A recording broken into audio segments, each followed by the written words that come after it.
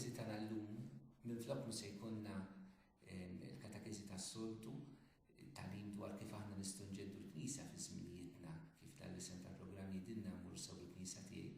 Għandi persuna eżisti li ta' min jisma' l-esperjenza tagħha ta' kif sabet il-mulej fil-ħajja tagħha u kif saret anke Kattolika għaliex ma kienx u anke dwar ktieb illi jekk idwet jismu Forming International Disciples illi fil-programm ieħor se anke tkellimna dwaru. Illum se nisimgħu l-esperjenza it-testimonjanza tagħha u jalla jkun mument eżisti għalina wkoll sabiex niskopru l-ġdid anke il-Ġesu fil-ħajja tagħna kien il-qawwa fostna u nisimgħu dak li għandha x'tgħidilna. Welcome you, Sharon. Thank you. It's wonderful to be here. Thank you for being with us and for accepting these 2 radio programs. I was sharing with our audience that we'll have 2 programs with you. The first one will be dealing with your own life testimony, your journey of faith in the Lord, and the second one about the book Forming Intentional Disciples. But let's start with the first issue. Your journey of faith, something about you. Oh, well, it's been an interesting one. I'm an American, of course, and was raised in a non-Catholic family, in a very conservative kind of Protestant family. We would call it fundamentalist. We were very devout in our own way, but anti-Catholic. So I grew up really believing the Catholic Church was evil, the term that was often used was the Whore of Babylon, was somehow, very evil. And I lived 2 doors from St. Clair's Catholic Church, but I regarded that as, a very dangerous place most of the time. So it's a world that many European Catholics can't quite imagine. But anyway, however, we were very serious about our faith. I grew up with Scripture. I memorized Scripture. We had Scripture games at every meal. We read the Bible every morning before you had breakfast. And I actually went through a childhood conversion experience when I was 9.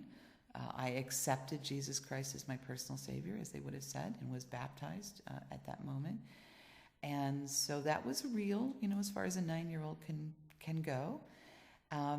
Now, as I moved into my teens, one of the issues for me was there was very few places in this form of Christianity for women to do anything but teach children, I think. There wasn't much respect for scholarship or the intellect and for culture and beauty and things like that. And it was a bit of a struggle for me. So I went through a period in my late teens where I was, I would have called myself a village atheist. It wasn't that I did not believe in God, but I knew I could not live, especially as a woman, within the constraints of this very narrow world. And so I left the church, and because I was trying to be consistent, I would not pray. My principle was if I wasn't following Christ, I couldn't ask him for help in it when I was in trouble. And so I was trying to be very consistent about that. But there comes a point when you start to say, well, I don't want to be just in reaction against my parents or my background. I want to decide this for myself, which many young adults do, and I certainly did myself. And so I began a sort of spiritual quest. I actually prayed and I said, Lord, if there's anything to this Christianity thing, I'm open, but I'm sort of putting the ball in your court. It's up to you now. I'm open. I'm asking you to, show me.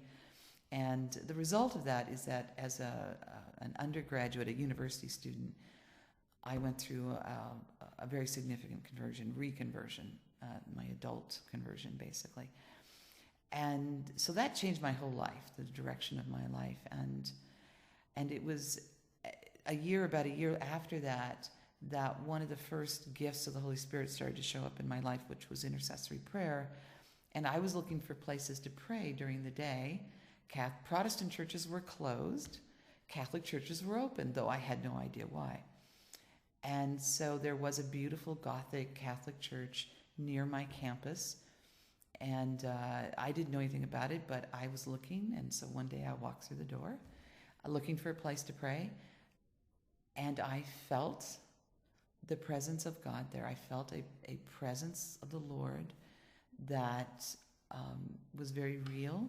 I did not know anything. It was called, the church is called Blessed Sacrament. I knew nothing about what that meant, nothing about church beliefs about the Eucharist. And even if you'd explained it to me, I would not have believed you because I had no categories for that. But I had this mystical experience of the presence of God in that church, and that built a real bridge of trust for me. And after that, I started praying in Catholic churches wherever I was. And my friend said, if you don't stop praying in those Catholic churches, you're going to become a Catholic, you know. So from understanding, you went into pray into a Catholic church and there was the Blessed Eucharist exposed? No. It was just empty. It was in the tabernacle. Empty the pernicion. I knew nothing. I mean, the church, there was nobody, no people there. Mm-hmm. There was I just walked in. The tabernacle was off in the, up in the front. But I felt this presence. And when I would go back into Protestant churches, I remember thinking, well, this is a beautiful place, but the presence isn't here. So do you link your experience to the presence of the Eucharist? Yeah. I did not consciously. I did not know. At that moment, no. Because I didn't know. I didn't know anything. You have to understand, I had no categories for the Eucharist as a Catholic would believe it. There was just, I didn't even know that Catholics believed it. I had never heard the word. I knew nothing. I just had this mystical experience. And so I started praying in Catholic churches. And I would walk around the church, and that's, you pick up little things by doing that. And I would read, sometimes they'd have things in the vestibules, and I'd notice the statues of the saints. Fortunately, the church I was in was pretty plain. I might have been unnerved by some of the very beautiful churches here in Malta that are very exuberant and very rich. I wouldn't have been able to deal with that. But this was a very plain church. And so it was okay for me. Anyway, so that was my turning point. And one day I was walking around the church, and there I saw a statue of a young woman, and they had a name, they had a label, and it said Catherine of Siena. Now, I did not know who she was, of course, I knew nothing, but I could tell she was a young woman. And by this point, I had realized that Catholics believed that you could pray to these, they were dead, outstanding Catholics who were close to God, but they were dead, but you could ask them to pray for you. And that much I knew. And on the spur of the moment, I had been praying that God would show me what I was supposed to do. And so I said, hey, Kate, you're a young woman. You understand. Could you please, they say this is okay. And Lord, if it's not, let me know. But, could you pray for me that I could discern what God wants me to do? And then, and I don't even know. That was the first time you prayed to a saint. Oh, heavens, yes. No. There's no. To pray to saints. Oh, absolutely not. We would have felt that you're dead, and you're in heaven if you are a true believer, but there's no praying here going back and forth between you and someone who's dead. So it was very much, a moment for me. And the funny thing is, the next moment, I remember I looked at the ceiling and I said, Lord, if there's anything to this Catholic thing, I'm open. And then 30 seconds later, I thought to myself, that is the dumbest prayer I have ever prayed. But I didn't take it back. And God took me up on that one. So it was a journey, of course, and I had so many questions. When you come from my background, you have many obstacles, theological obstacles, scriptural obstacles, emotional obstacles of all kinds, because you hear all kinds of stories. And I didn't know any Catholics at all. So, but slowly, when people ask me, why did I become Catholic, I say, ultimately I did it to follow Jesus. I wanted to be in the center of his body on earth and not on the periphery. I wanted to be at the place where his redeeming work on the cross was the center of worship. I mean, you have to understand, this was after I'd been on the journey a while and I could put language to that sort of thing. But I did it to follow him, sometimes people do it for other reasons, but that wasn't mine. And so I was received. And then I almost left within 3 times that first year because it was so difficult an adjustment and so lonely. And I hear that from many people now who've made that journey too. Lonely in the sense that because your family was all Protestant and you were the only Catholic, or? I am the only Catholic in my family. I am probably the only Catholic in my family since Martin Luther. Okay, so yes, nobody. Yes, that was a long time ago. So nobody understood what I was doing, and there were some consequences in the family for this. But what enabled me to survive as a young Catholic was that I became part of a group of friends, some of us who were exploring the church and becoming Catholic, and we met together and supported each other. So we formed our own support group, and we worked through many of our issues together, and we prayed for each other, and we would read books together, and then some of us entered the church together. So it was really that support network that enabled me to make that transition, but it was still very, very hard. So it has been 25 years now, and and God has done some amazing things in that. I will say that one of the most nourishing things for me continues to be adoration. It's not unlike what I was used to as an evangelical, and at the university I had become a Quaker, and we have unstructured, silent worship, and so adoration is like that, only better. It's unstructured, and I can just have this encounter, but it really is Jesus, So that's been hugely important for me. I will say it has been a struggle, and not just for me, I know, but now because of our work, I'm aware that it's a struggle for many people. I miss community. I was used to being around other people who were conscious disciples of Jesus, and we talked about it, and we shared about it, and we were wrestling with the same things together. And except for the communities that I helped form of people, young adults, I couldn't find that. It was hard to find. And it was very difficult for me to do that. And of course, I was used to lots of scripture. And Catholics didn't quote it, and Catholics didn't memorize it, and Catholics didn't know what I was talking about. So I say now I am bicultural. I speak Protestant and Catholic fluently. I help translate for people a lot. But it has been really a long journey, but I'm very grateful in many ways for my Protestant background, because it has provided a lot of strength and nourishment for me, as in my Catholic journey. And to my surprise, it has also, apparently God is using it to provide nourishment for other people as well. So that has come as a surprise for me as well. But I don't want to diss my background. I'm grateful for it. And I knew some very, very remarkable people there. One question that I would like to ask you. What can a Catholic learn from an evangelical? And what an evangelical can learn from a Catholic? Oh my, that's a great question. What can a Catholic learn from an evangelical?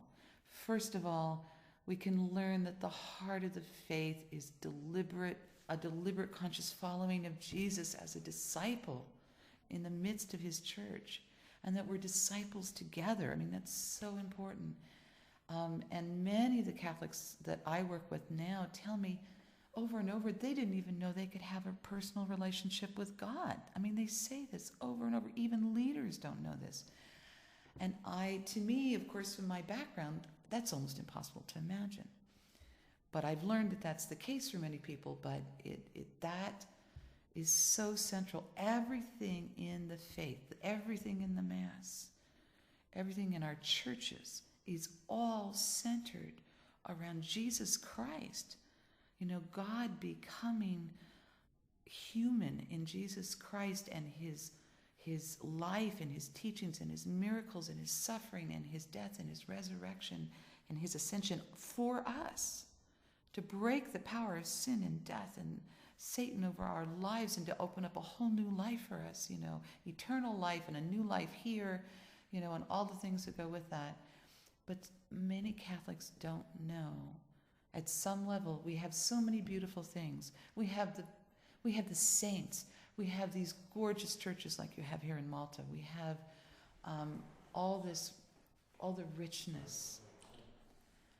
And yet we can lose track of the center.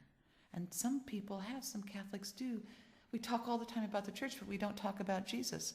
One of my friends, who is also a convert from a Protestant background, he says, Jesus is he who must not be named. And he's, of course, referring to Harry Potter, the Harry Potter books, the Harry Potter films, where the evil genius Voldemort is the man who must not be named. But in practice, many Catholics treat Jesus that way. We're silent about him. We don't talk about him, about relationship with him, about following him. And so a lot of our people, even our best people, these are really good people. They are very faithful. They work very hard. They're very committed. But they still don't know that the heart of it is about that relationship and following him. So that is, one of the most important things, because everything changes. Everything changes when you have that encounter and you begin to follow him, and your understanding of the heart of the faith, everything takes on new meaning. Everything in the church and the catechism, you now see its center. You see it connected again to the center. And so it's totally different. And of course, the life, the power of the Holy Spirit and the graces that you've received in the sacraments now come alive and they explode in your life. And then there's the charisms, these gifts of the Holy Spirit that manifest in people's lives. And you suddenly find yourself being used by God to be an instrument of his love and his beauty and his healing and his truth for other people. And it's just, your whole life changes. Your priorities change. So that experience, that both individually, that's important, but also especially as a community, to form a community of disciples that we know discipleship is at the heart of everything. Now in the U.S., Pope Francis is talking about this all the time. Pope Benedict talked about it. Pope John Paul II talked about it. Pope Paul talked about it. It's, the saints have been talking about it for centuries. It's in the catechism, but somehow, I don't know, at a practical level, we miss that. So that's one of the central things. What Protestants can learn from Catholics, and it's interesting, in the U.S. there's a whole new openness. It's fascinating that many evangelicals are turning to historic Catholic things. A lot of that old bitterness that I was raised with is disappearing. And they are now, the Protestants I know are starting to celebrate Advent and Good Friday and Lent, and they're talking about the history, and they are fascinated with Pope Francis. I have my brother who is, all my family are very devout evangelicals except, I'm Catholic. And my brother read my book. He loves my book, but he loves Pope Francis. He was just telling me the other day on the phone, he says, we love your Pope. He says, we just love him. He was so great. And we are so excited about what God is doing in the Catholic world, in the Catholic Church. He says, you Catholics, you rock. I said, we do? I didn't know we rocked. He's so excited. And I think many, many exciting things are happening in the Catholic Church. But especially in the U.S., we're seeing bishops talk about this, say discipleship is the center. People are using the language of intentional discipleship now everywhere. Pastors are wrestling with it, all kinds of leaders. We're setting out to make our parishes centers of evangelization, where people are really called to have this encounter and to really drop their nets, as we say, and follow Jesus intentionally in the midst of his church. And so it's just, but so they are, the Protestant world, some of them are rediscovering the history. They're rediscovering the larger historical, church, and they're honoring that. But in many ways, they can really benefit from that. We have all these riches that many of our people can't benefit from yet because they're not yet disciples. But evangelicals who are disciples are now discovering our riches and are very drawn to it. So that is part of what's very exciting about what is happening right now. I'm a Catholic, I'm a created Catholic, but I'm thinking of leaving the Catholic Church to embrace an evangelical community, what would you tell them? I would say, well, first of all, I'd probably want to have them tell me the story of their lived relationship with God, because there's probably a story behind that I don't know. And it's really valuable. Just if somebody says, I'm leaving, we don't know why. So what's really the issue? That would be important, I think.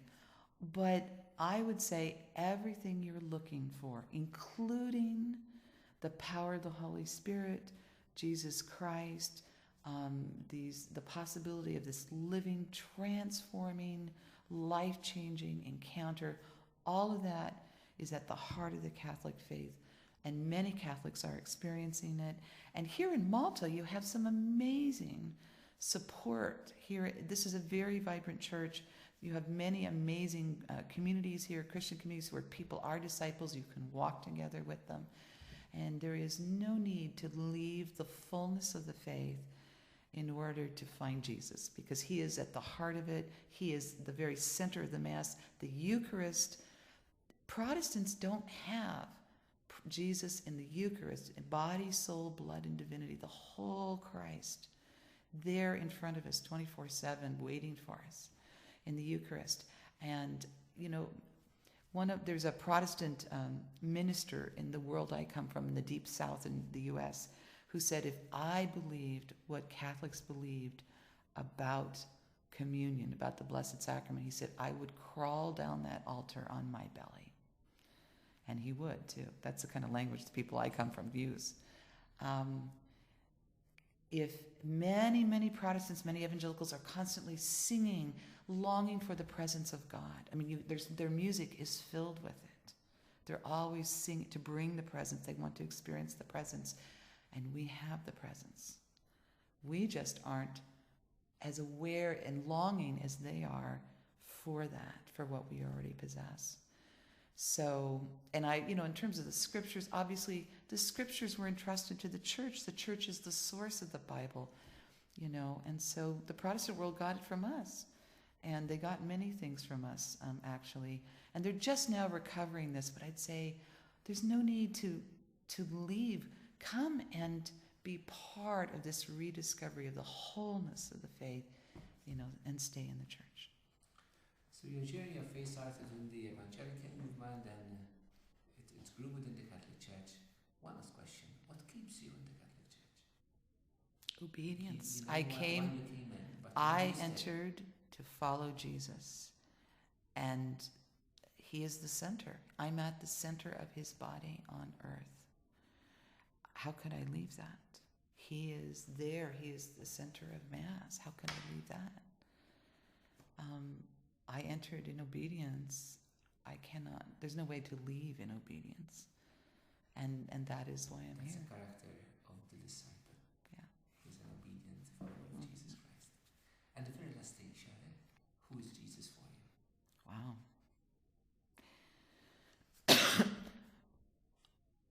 Sometimes my friends and I have an exercise we do where we, like Carmelites, we say, what name would I take if I was a religious that expressed the deepest part of the gospel for me? And so one of my friends says, I am Michael of the Incarnation. And I would say I am Sherry of the Redemption. Because the work, for me, the center of the faith, even as a Protestant, was the mysterious work of redemption. How does the grace that flows into the world through Christ's sacrifice on the cross, his life, his death, and his resurrection on our behalf, enter our lives and break in real life, this is not just abstractions, but in real life, break the power of sin and death and Satan over us as individuals and our communities. How is that, for me, has always been the center. So in many ways, there's so many names for him, of course, and many of us identify with some more than others. But so Savior, Redeemer, Lord, Healer, center of the cosmos, center of everything. Sharon, thanks a lot for sharing your life experience with the Lord with us. I'm pretty sure that the Lord will use all this so that we continue to bless and enrich our audience who has followed us in this program. See you in the next program. We'll be sharing and talking together about forming intentional disciples. Dik li toħtna Sharon eżistijaj mill-Amerika hija awtriċi ta' ktieb li darbohra ndiskutu flimkien ukoll hija l-esperjenza tagħha ta' kif minn nisranija evanġelika saret